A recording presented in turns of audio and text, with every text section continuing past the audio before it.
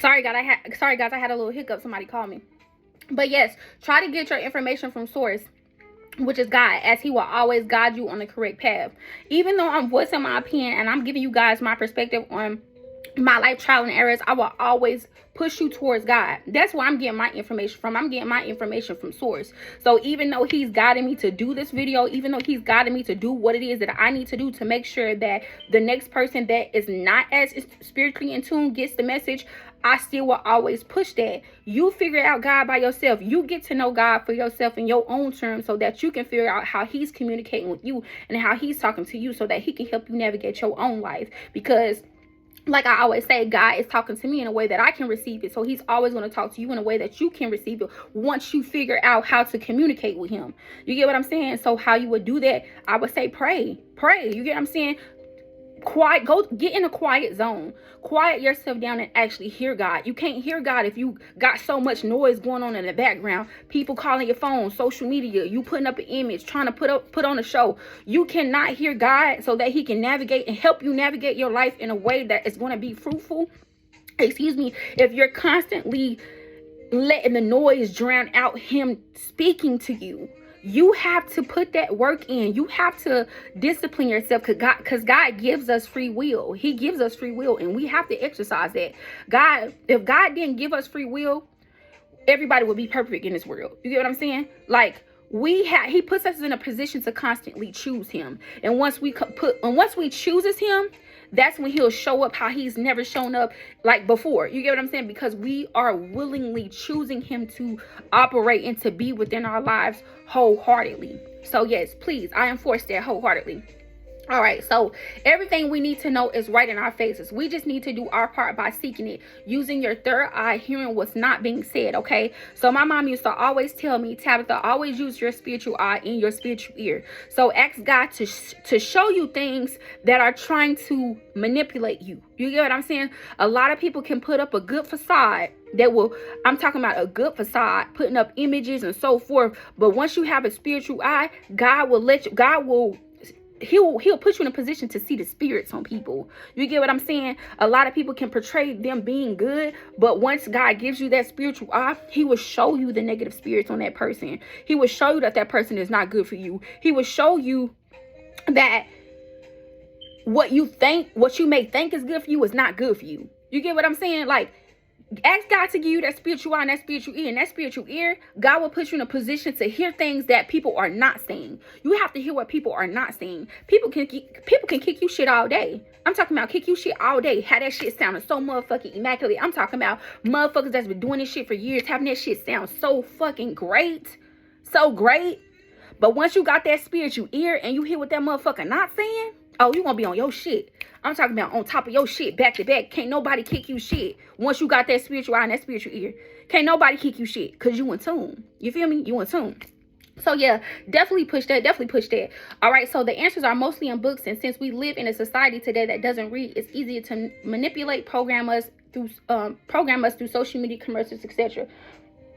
Excuse me. So we as a collective used to read so freaking much, but the fact that things have changed drastically, bro, like a lot of people refuse to read, like especially now that we have the internet has advanced in so many ways, like technology has advanced in so many ways. A lot of people are refusing to read.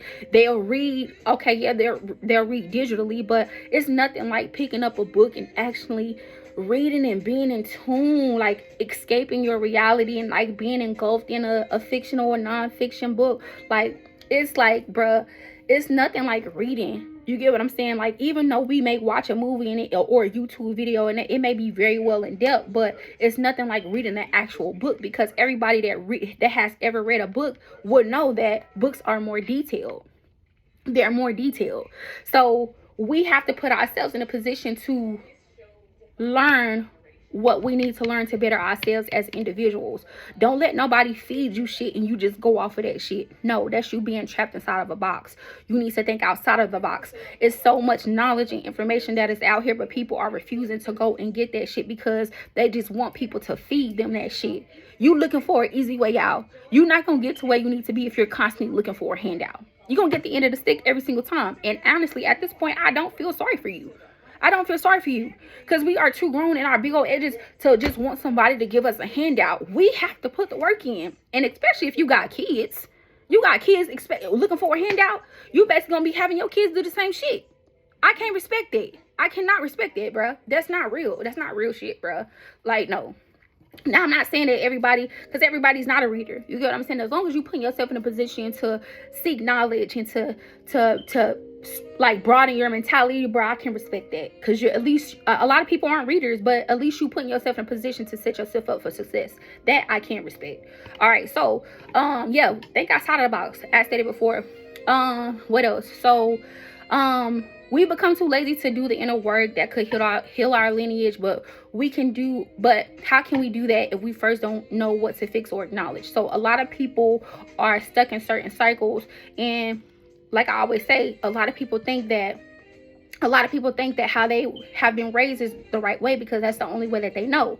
But that doesn't necessarily mean that it's right. That ties back into you doing the inner work and you seeking the knowledge so that you can decipher what's for you and what's not. So if you literally, with you reflecting, you're sitting back and you're looking at your lineage, you're looking at everything in the past, what your mom did, your grandmother did, your great grandmother did, and even it comes to the fathers too. You get what I'm saying? Once you see that a cycle has continued and they've all got the same outcome over and over and over again, bruh, why are you sitting here continuing a cycle? You have to step outside of the box and do something different so that you can get a different outcome. Ideally, you would think people would think like that, but no, a lot of people are stuck in their ways. A lot of people do want to continue a cycle because they're comfortable. And when it comes to change is uncomfortable. It makes you uncomfortable. And a lot of people don't want to be uncomfortable. They want to be comfortable. So it's really like it all boils down to if you really want it or not.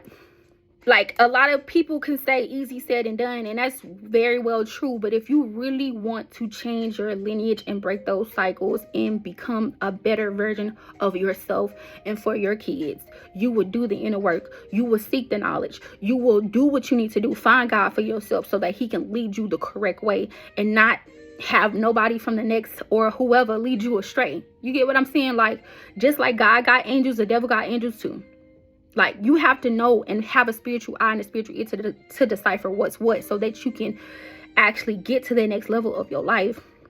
Like, and for an example of some of the barriers that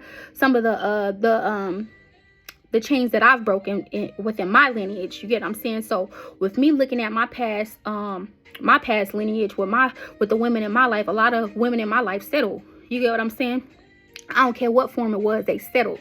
And I wasn't doing that shit, especially when it came down to relationships. I'm the first one that broke that chain of not settling in a toxic relationship and just being with somebody just to say that I'm with somebody, knowing damn well that nigga not treating me right. I left. And I'm glad that I did that because I want to show my daughter and my fucking son strength, not only strength, but I want to show them what a real woman is. You get what I'm saying? Like, I want my son to know what characteristics of a real woman is. So when he get older, he will not only settle, you get what I'm saying, because he know mommy didn't settle, or he won't think that that's like settling is normal for him. So he'll put up with a toxic female just to say that he with a female. You get what I'm saying? Like, no. And as for my daughter, same for my daughter. Like, I don't want that for them. I want them to understand that self-love is the best love. I don't care who you got to leave behind. I don't care if it's family. I don't care if it's friends. I don't care if it's a man. I don't care if it's a woman. If it comes down to your respect and a motherfucker putting you in a position to where you got to choose between your peace and him or her, leave that nigga, leave that girl, leave that female, leave them every single time. Leave them every single time. Because no, I'm not raising it. I'm not my mama, bro. No, bro. I'm not doing it. I'm not doing it. So that's why, even though that shit was hard, it was hard, bro. That shit was hard as fuck. But I had to look at the overall picture. I'm an overall picture type of woman, bro. Like, when it comes to my kids' mentality and me, I'm also a preventative type female too. So like, if it's something that I can prevent, then I'm gonna put myself in position to, you know, prevent that shit. And I'm not saying that I'm gonna always be able to prevent things, because life is life. You can't always prevent things. You have to go through those situations to, you know, build spiritual strength. But if it's something that I can prevent, then I'm gonna try my best to do that, because I'm not only living for myself anymore, I'm living for my kids, and I just want them to be the best versions of themselves. So that's why I'm constantly putting myself in position so that I can be the best version of myself, because like I always say, You can tell your child one thing, but what they see is everything. And I just want to be a good example for them, bro, for real. Like, that shit crazy. It's hard as hell, but if you really want that shit, you gonna put in the work, for real. All right, so the absence of love is the absence of abundance. A lot of people that don't operate out of love think that people that operate with love are weak, and we're not weak, because you have to realize operating out of love is a hard characteristic to embody.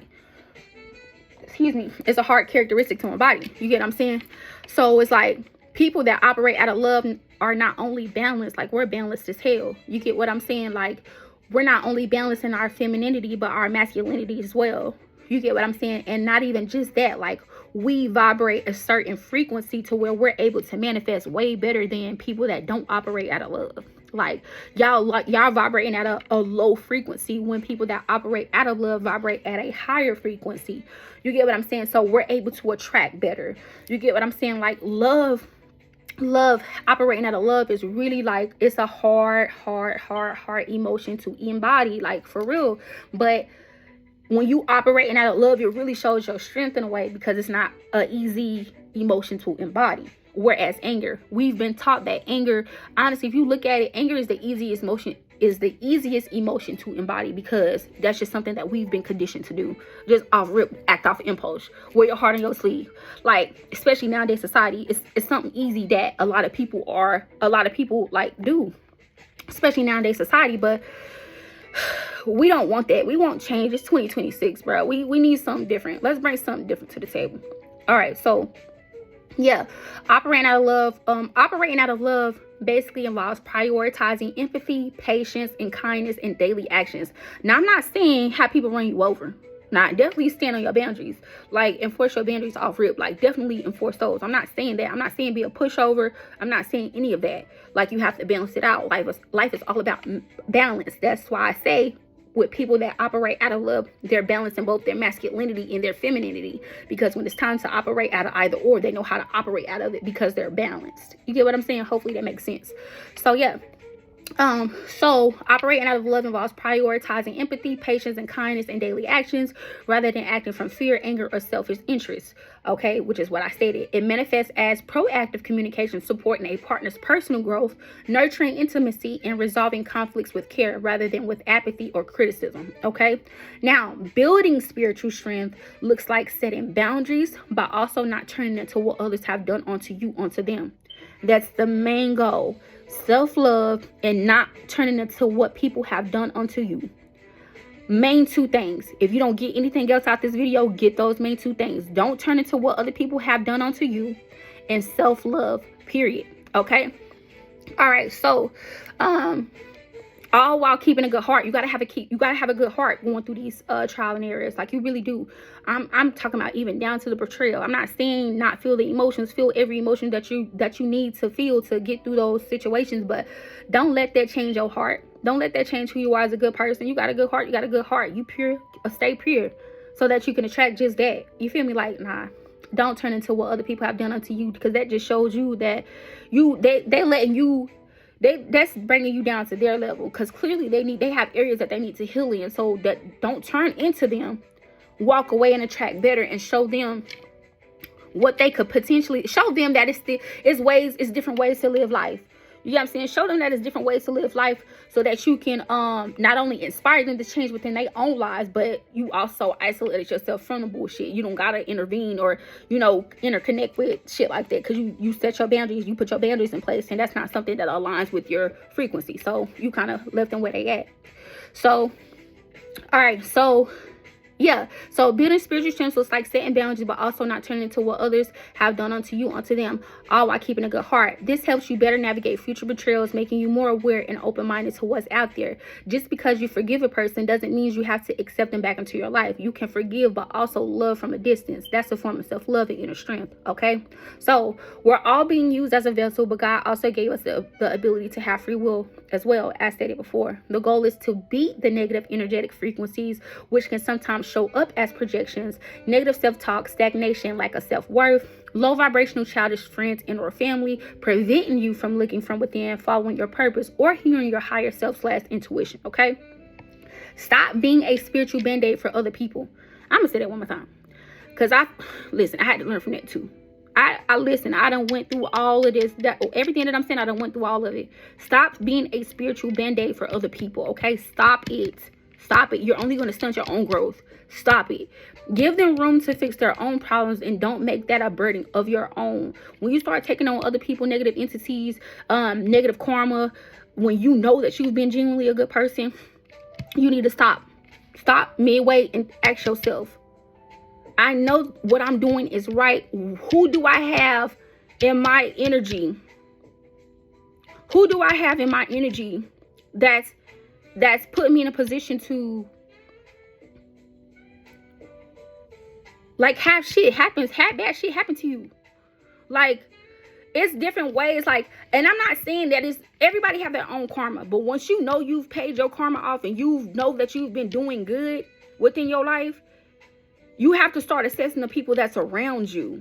You get what I'm saying? When you done paid your karma debt back and you know that you want a clean path, and you know for a fact God gave you confirmation that you want a clear path, and you go into that next level of life and you start having people around you or in your energy and bad shit start back happening to you, that means the people around you not supposed to be around you. They got their own karmic debt that they need to pay, but that shit's seeping off onto you because you're not acknowledging the fact that that person is that you're not acknowledging the fact that that person is not supposed to be in your life. You get what I'm saying? So you're reaping that person's karma by that person being around you.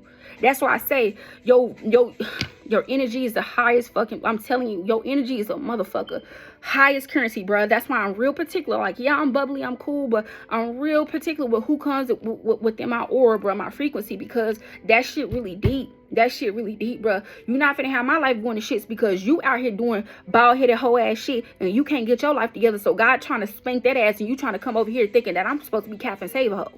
I done been there, done it. I'm not doing that shit ever again. Ever again. Sorry.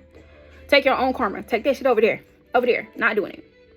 All right, so yeah, stop being a spiritual band-aid for other people, bro. Have them fix their own shit, just like you, and stop having people give you a victim mentality. We all got a hell of a life or a hell of a story that we done been through, but did we fucking fall victim to the shit?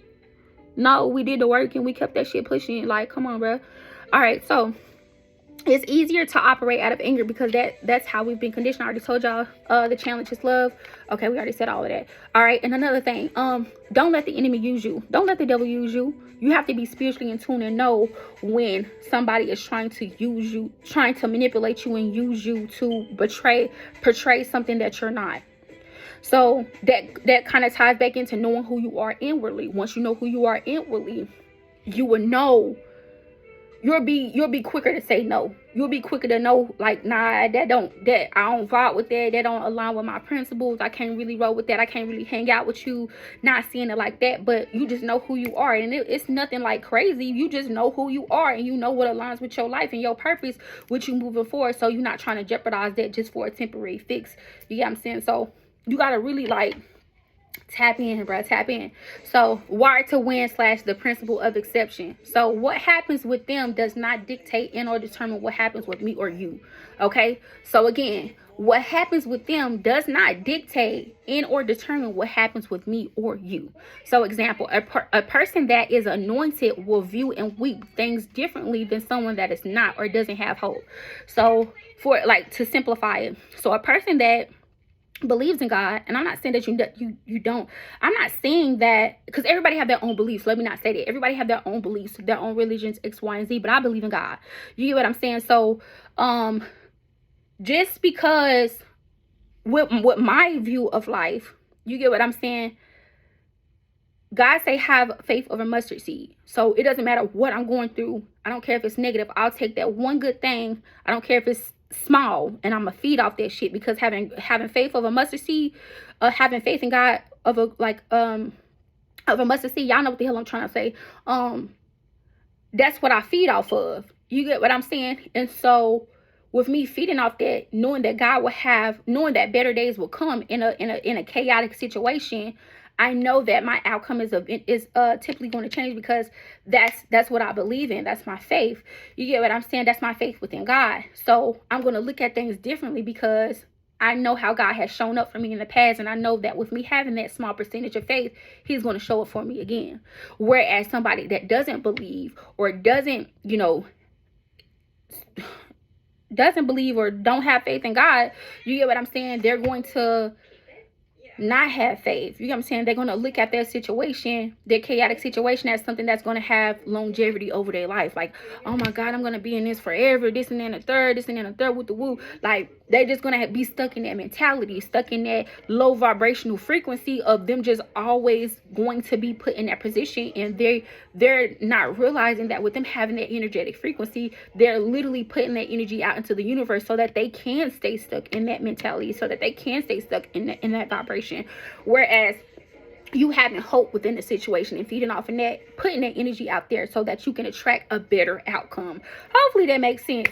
So yeah, when you have a discerning perspective / spirit, that alone protects your peace. Okay, so previous patterns aren't always accurate indicators of future possibilities, meaning your perception of how you once viewed or did things may not have the same outcome as before if your mindset has changed. So basically, two of the same actions that occurred but different outcomes due to your mentality shift.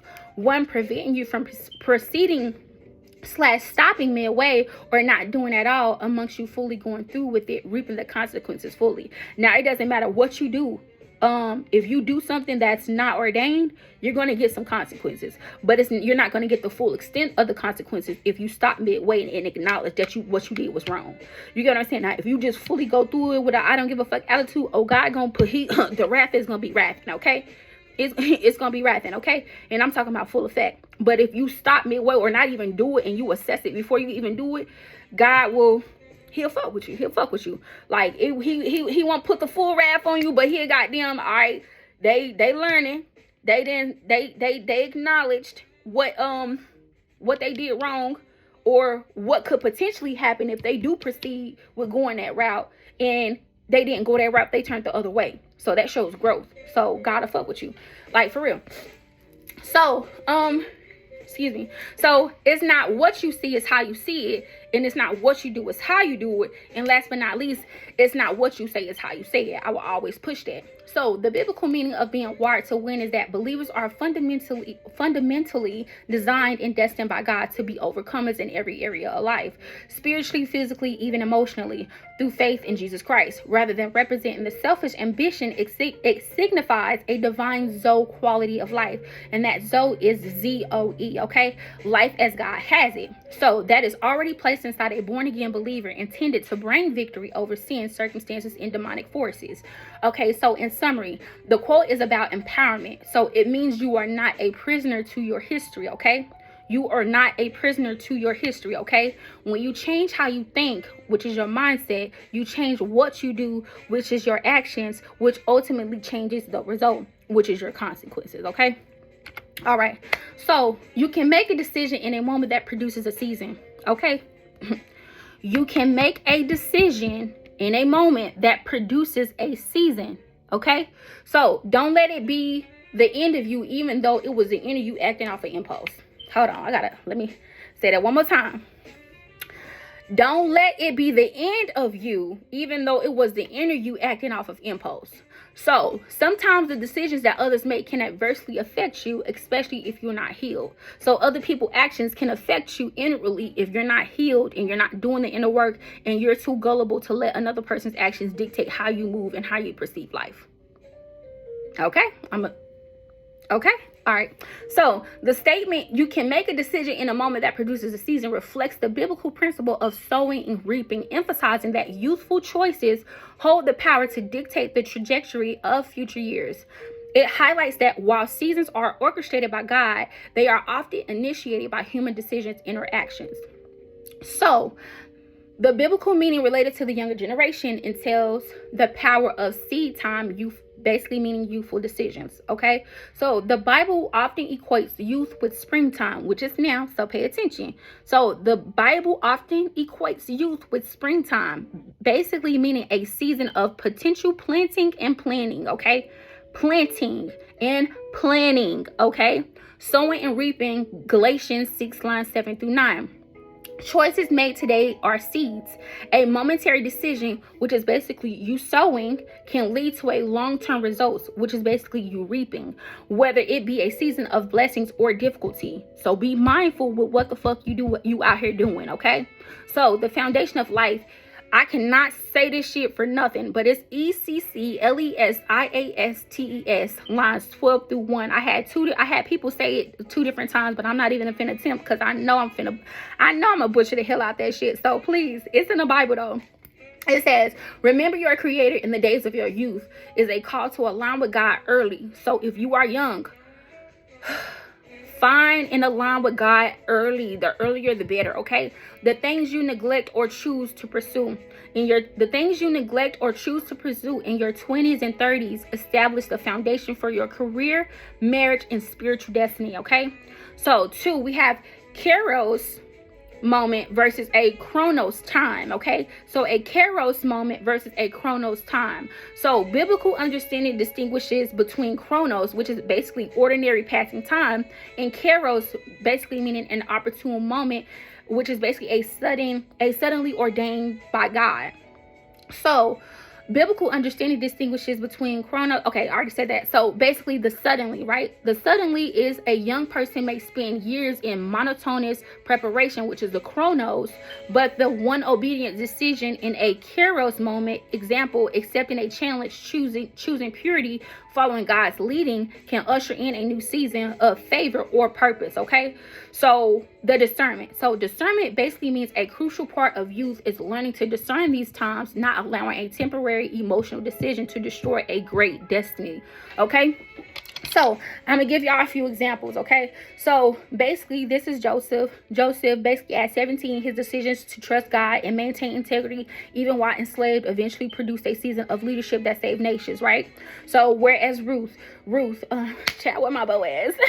Ready for my Boaz? Anyway, sorry. I had to throw that out there. All right, so Ruth, a young widow who made the sudden risky decision to stay with Naomi and follow God, turning her season of poverty into one of the redemptions and blessings. Now, Timothy, as a young leader, his choice to follow Paul and serve led to him being entrusted with significant responsibility. And that's 1 Timothy lines 4 through 12. Okay, so this thing reminds young people that even when a season is difficult, a dry or winter season, it is temporary and subjected to change by God. A rash impulsive decision made out of desperation or short-term pleasure can create a long-term unnecessary negative season. You have the power to prevent your outcome. Make sure you are making wise, assertive decisions when it comes to your life. We are pushing 30. Pushing 30, baby. We ain't got there. Well, we got a whole lot. We got plenty of time to live. Amen. But baby, we just getting older. I need for y'all to catch on for real. Like, goddamn. All right. I mean, oh my God, that was wrong. But please just catch on, okay? All right. So build a solid foundation. Use the strength of youth to build, not to waste time. So again, building a solid foundation. Use the strength of youth to build. Okay. So when you are in your early stages of life, when you are a teenager, when you are in your early 20s, use that time to build. You get what I'm saying? To build your spiritual strength, to figure out who you are as a person, to get the nitty gritty of literally all the hard shit that you need to get out the way. Get that shit out the way at an early age. So when you are in your 30s, when you are in your 40s, X, Y, and Z, you can relax and be put up and enjoy life. Like, come on, bro. I always push that. That's why I've been working since I was in high school. And I'm not just talking, well, I've been working like a real job, but like I'm talking about working spiritually since I was in high school, because like obviously this was my assignment, but I just like, I'm trying to chill when I hit 30 and up. Like, I'm trying to chill. Nobody trying to still be doing shit. Like, come on, bro. I'm trying to be relaxed on somebody's island somewhere. Like, I'm trying to put in the work now. Jesus Christ. All right. But yeah, be strategic. A momentary decision, which is basically choosing righteousness, can start a lifelong season of blessings. All right. So, I don't know what that is beeping. Sorry, y'all. So a momentary decision, choosing righteousness, can start a lifelong season of blessings. So basically, stay connected to God. God uses all seasons, highs and lows, to shape the young into who he intends them to be. So we're not always right. We may think we know who we are and what our assignment is and what we feel as though that we need to do, but only God can dictate and lead us in the path that he intends for us. That's why I always try to ask God, like, okay, God, am I doing this right? Am I doing this right? But sometimes he do want us to listen to our intuition, because that's him navigating through us, basically telling us that he wants us to have faith and like the self-confidence that we need to have within self, but he doesn't want us to always like depend on him when it comes to that extent. Like, definitely depend on him. I'm not saying don't depend on him, but he is within us. So he wants us to be confident enough within our own decision making skills that we don't have to always rely on him, if that makes sense. Excuse me. All right, so there's room for avoiding. Yes. Oh Lord. Okay, so